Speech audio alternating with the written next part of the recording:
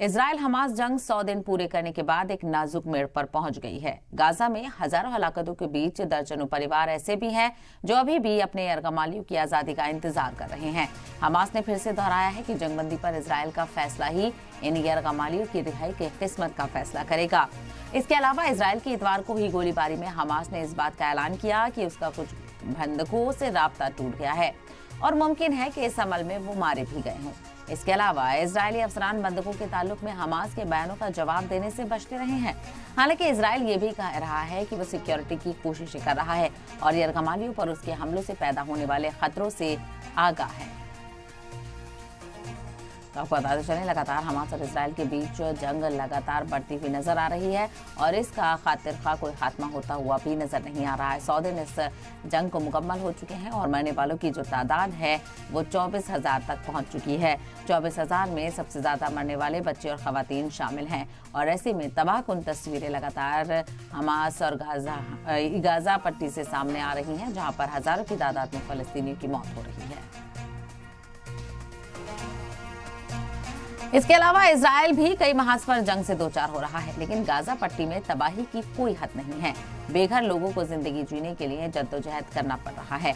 Gaza पट्टी में Israel हमलों ने फलस्तीनियों को मौत और अंधेरे की कगार पर छोड़ दिया है।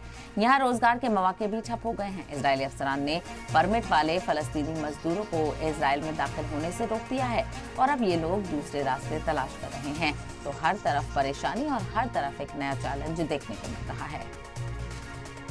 तो आपको बताते चलें, लगातार इजराइल की तरफ से हमले किए जा रहे हैं और अब इजराइल के पीएम बेंजामिन नेतन्याहू की तरफ से ये बयान भी सामने आया है कि ये जंग अभी तवील चलने वाली है, क्योंकि जो इजराइल का मकसद है वो अभी पूरा होता हुआ नजर नहीं आ रहा है। और यहाँ तक कि इजराइल में इस हवाले से मीटिंग की गई और वॉर बजट सैंक्शन किया गया है। वॉर बजट पर गौर ख्वास किया गया है मीटिंग में, जहाँ पर इस जंग के बढ़ने के इशारे मिल गए हैं।